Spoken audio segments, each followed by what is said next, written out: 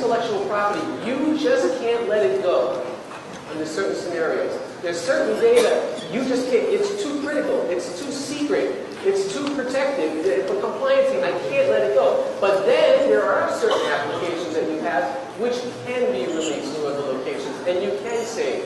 So you've got to make a decision, what is core to me, and I have to have control for compliance reasons, and what is something I can let go. An example of that, again, could be email.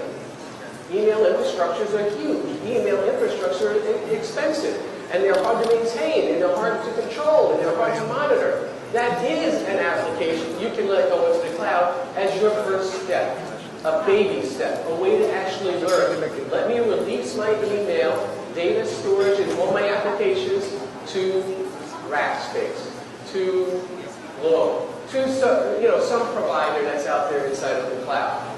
And then figure out, how do I fail over? So here's an example of a failover situation. I worked on Wall Street for 10 years, and when I worked at JP Morgan, we had millions and millions and millions of dollars, as you imagine, of IT equipment for funds transfer. That's the area that I worked and was responsible for. And we had millions and millions and millions of dollars worth of equipment in Delaware, state nearby, so that in case Wall Street came down, we could actually bring that back up. We had fiber optic that you wouldn't even imagine connected from New York City to Delaware. It's prohibitive to do that these days. It's prohibitive to have a disaster recovery site that's 100% a replication of your primary data site. With a public cloud and a private cloud, you can actually do that with very little expense without implementing fiber optics. You can actually reduce the bandwidth requirement to that remote site by 95%. And I'm going to show you how to do that. Now, a lot of the things I say, especially when I talk to government organizations, they don't believe me. Because I say things like, I'm going to reduce the bandwidth that you need by 95%. I'm going to reduce the data that traverses you across your networks by 95%. I'm going to make your networks 40% better without buying more bandwidth, without buying more switches, without buying more routers, without buying more servers. Sounds impossible. But you can do that today, and you can do that in a public cloud and private cloud environment. So, when you look to a vendor, RIVERBED is just one vendor. When you look to a vendor, you look for these things. I want performance. I want to be very fast. I want it to be like I'm here, the computer is there, or the server is here, and I'm having great communication. Well, what if you're on the other side of the world? What if you're on a ship? What if you're on an oil rig? What if you, like me this morning when I came from Kansas City, I'm in a taxi cab using a 3G card, communicating to my server in San Francisco, doing this presentation.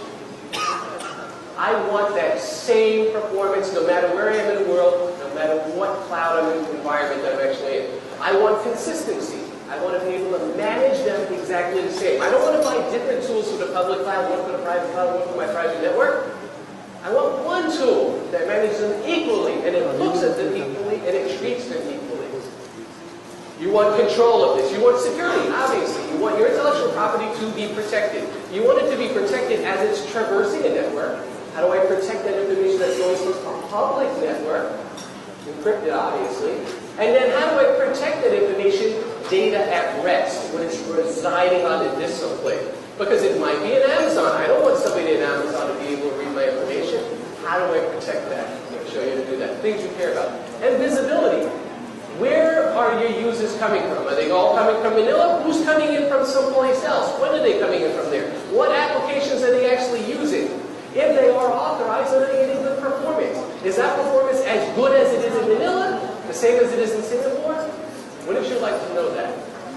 You'd like to know that. You need to know that when using very diverse networks that are hybrid. When you talk to a vendor, you look for multiple solutions. And I'm trying to, basically, I'm not pitching products so much to you as I'm pitching you what are the questions you should be asking about the public cloud and the private cloud so you can be successful in your job. That's the way I'm trying to position this for you today. So I care about mobile workers. There's this concept of bring your own device now.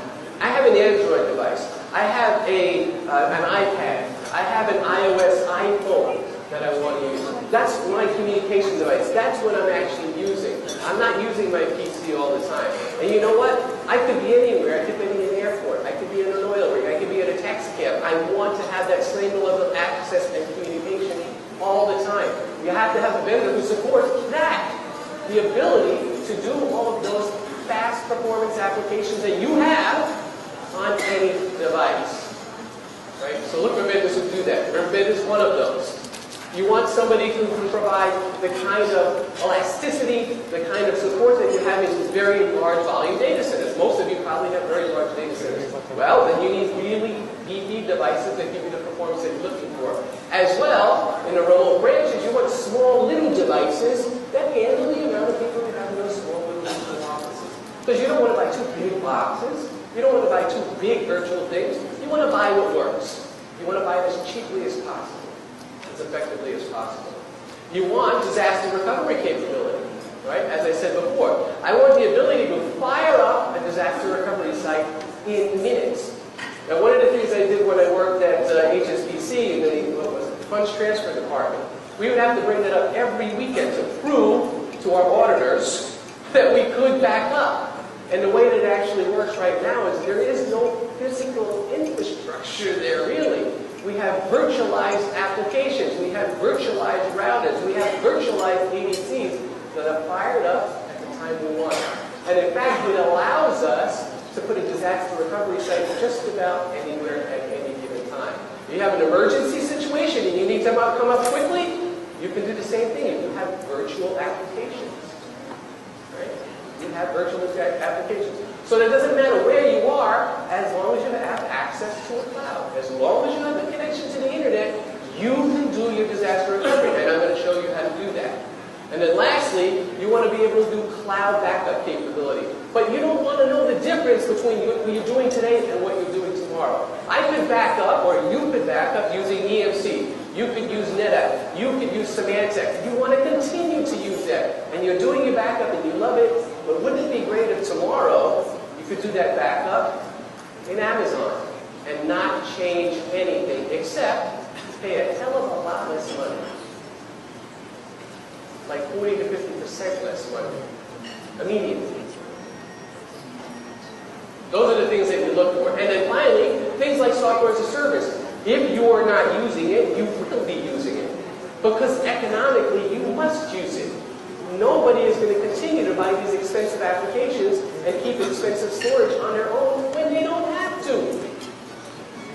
Why do that? So people are doing it. So look for people who provide capability for acceleration, protection, contingency, and e-governance into software as a service type vendors. And I'm going to tell you very specifically how to do that.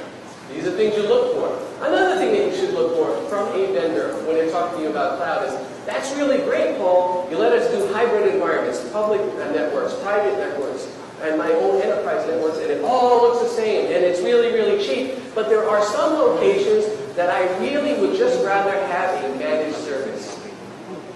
I really just want a managed service. I want something maybe from AT&T or Verizon or Globe or Smart, PLDT when they offer services like that. I'd really love to have that capability. Well, RIVERBED does have that. So we have alliances with all the major software application providers, as well as all of the service providers out there. We have more than anybody else in the world with relationships. Offering managed services based on RIVERBED products. So it doesn't matter if you buy it, or you want to rent it, or merge those two together, because it's all the same technology. So look for a vendor who has wide distribution in their reach to managed service providers. Next slide, please. Okay, so again, you should be looking at performance, centralizing your storage with local compute. Centralized storage. Here's an example of that. I have a server. A good example is the bank. It's maybe not the best example for the government, but I have an application, and when I was at JP Morgan, the bankers, it cost $1 million to open an account. You could not open an account at JP Morgan unless you had $1 million US, right? If you have $1 million US minimum, then you would have a private banker. And when you wanted to take that money, you sat with your private banker, and your banker opened a drawer and gave you money or gave you a check. Right? That kind of a customer wants fast access, wants the transaction done with, wants private service. In order to do that, the bank would keep a server next to the banker along with the application. The problem for compliancy in the banking organization, much like your organization, is, you know what, I really understand and respect the need for that. But that intellectual property, if you're leaving the office overnight with millions and millions of dollars of balances and somebody's key information, leaving that in the office, nah, I don't like that. The auditors hated that. I want you to take that data, that intellectual property, and I want you to centralized to some place where it's protected and I feel